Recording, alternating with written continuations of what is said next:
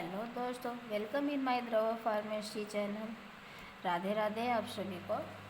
चलिए हम लोग आज का टॉपिक देखते हैं। बी फॉर्म फर्स्ट सेमेस्टर का फार्मास्यूटिकल एनालिसिस। आज की टॉपिक हमारी है ग्रेविमेट्रिक एनालिसिस। सबसे पहले हम लोग देखते हैं ग्रेविमेट्रिक होता क्या है। हमारा ग्रेविमेट्रिक दो वर्ड से मिलके बना हुआ है, ग्रेवी प्लस मेट्रिक। ग्रेवी को हम लोग देखेंगे, ग्रेवी यानी कि इसको हमें मास बोलते हैं, मेट्रिक को मेज़रमेंट करते हैं। देखिए हमारा ग्रेवी यानी कि मास हो गया। मास को हम लोग सॉलिड फॉर्म भी बोल सकते हैं कि हमारा मास जो होता है सॉलिड फॉर्म में होता है। और मेट्रिक को हम लोग मेज़रमेंट, मेट्रिक मतलब मेज़रमेंट होगा, यानी कि जो भी हमारी ये मास होगी सॉलिड फॉर्म में, इसको हम लोग मेज़रमेंट करते हैं।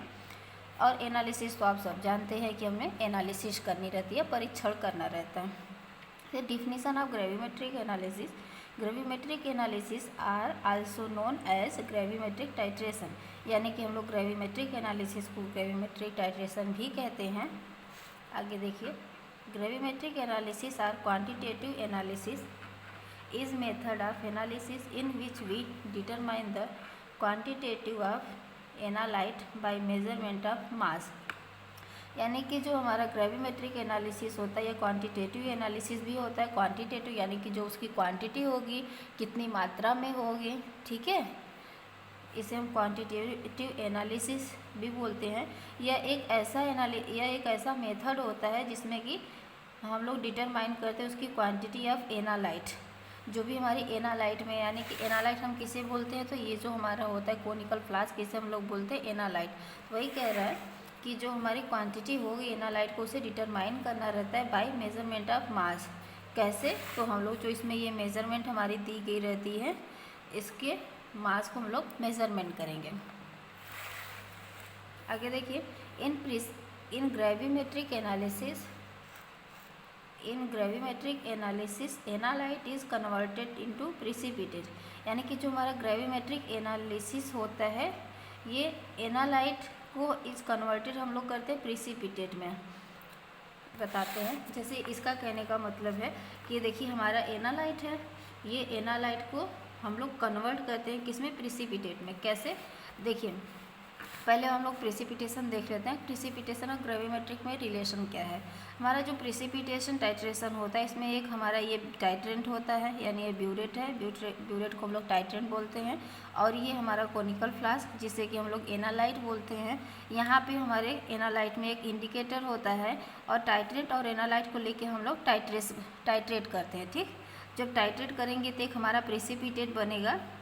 जो ये प्रिसिपिटेट बनता है, हम लोग प्रिसिपिटेट का इसमें यूज़ नहीं करते, बल्कि ये जो हमारा ये लिक्विड फॉर्म होती है, इसे लेकर के हम इसके वॉल्यूम को एनालाइट करते हैं। तो इसके बाद यूज ऑफ सोल्यूशन, यानी इसमें जो हमारा सोल्यूशन होता है इसे यूज करते हैं।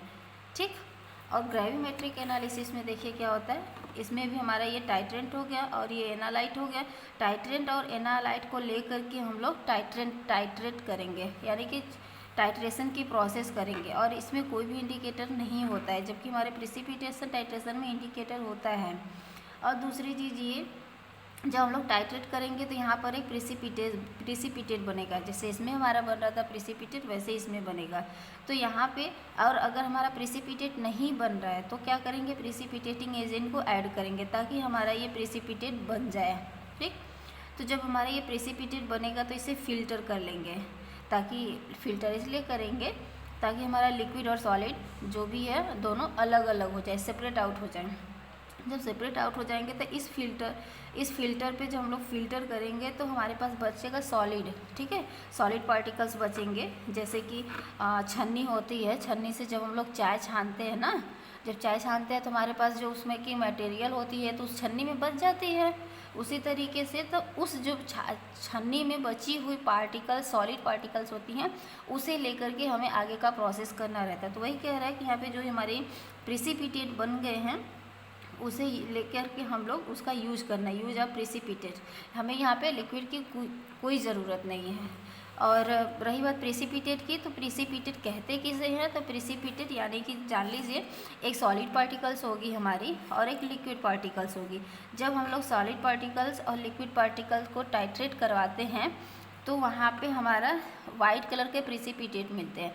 जैसे कि हम कह सकते हैं आटा होता है और पानी, ठीक है। जब हम लोग पानी में आटा को मिलाते हैं तो हमारा वाइट कलर का प्रिसिपिटेट, जैसे हमारा ये ग्लास हो गया, इस ग्लास में क्या होगा, वाइट कलर के प्रिसिपिटेट हमारे बैठे रहेंगे, ठीक। तो इसे हम लोग क्या बोलते हैं, प्रिसिपिटेट बोलते हैं। शायद आप लोगों को समझ में आया होगा कि हम क्या कहना चाहते हैं। आगे हम लोग देखते हैं प्रिंसिपल में, the principle of gravimetric analysis is that the mass of an ion a pure compound can be determined and then used to find the mass percent of the same ion is known quantity of impure compound। यानी कि हमारा ये जो gravimetric analysis का principal होता है, इसमें ये कह रहा है कि इसका mass of an ion a pure compound, यानी जो हमारे प्योर कंपाउंड होते हैं उनकी जो मास की आयन होती है, ठीक, ये उनको हम लोग क्या करते हैं, डिटरमाइन करते हैं, यानी कि पता करते हैं। जैसे कि हमने बताया, ये देखिए हमारा जो ये एनालाइट होगा, कंपाउंड होगा, ठीक है, इसमें जो हमारे ये सॉल्यूशन होंगे और ये जो हमारा प्रिसिपिटेट बनेगा ये प्योर होगा, इम्प्योर नहीं होगा। तो उसी को हम लोग क्या करते हैं, डिटरमाइन करते हैं। देन तब हम लोग क्या करते हैं, use to find the mass percent, यानी कि हमारा जो मास होगा कितने परसेंट में प्रेजेंट है उसको हम लोग फाइंड करते हैं, यानी कि पता करेंगे। Of the some ion is known quantity of impure compound, यानी कि इसमें जो हमारी कुछ इम्प्योर कंपाउंड प्रेजेंट होगी ना, तो उसे हम लोग क्या करेंगे, मतलब वॉशिंग करेंगे और फिल्टर करेंगे, इन सब के थ्रू उसे हटा देंगे, इम्प्योर चीज़ों को हटा देंगे और जो प्योर क्वांटिटी बनेगी बस उसी को हमें डिटरमाइन करती है। यानी हमारा प्रिंसिपल कहता है कि जो प्योर कंपाउंड केवल होती हैं हमारे मास के, हमें केवल उन्हें ही डिटरमाइन करनी होती है, बाकी इम्प्योर चीज़ों को रिमूव आउट कर देते हैं।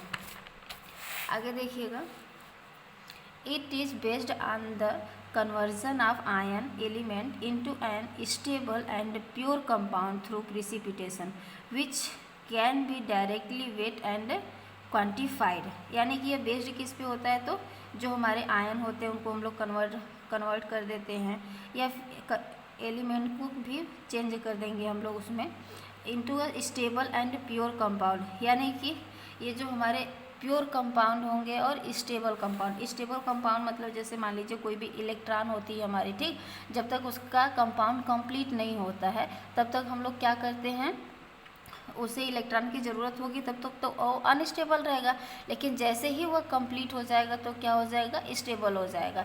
जैसे कि हम लोग ये भी कह सकते हैं, एक गवर्नमेंट जॉब जब कोई भी पर्सन पा जाता है तो क्या होता है, पर्टिकुलर अपने एक जगह पे वो स्टेबल हो जाता है, लेकिन एक प्राइवेट पर्सन होता है तो एक जगह से दूसरी जगह पे रिमूव आउट करता रहता है, मतलब यानी कि दूसरा जॉब पकड़ता रहता है, ठीक।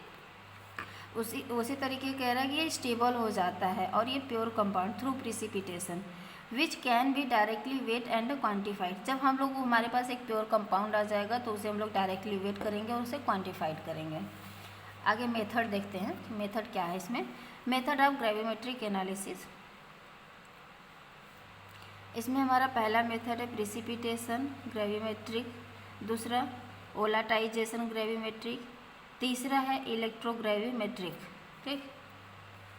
आगे हम लोग देखेंगे स्टेप इन्वॉल्व्ड इन ग्रेविमेट्रिक एनालिसिस, ये हम लोग नेक्स्ट टॉपिक में पढ़ेंगे। Thank you all of you.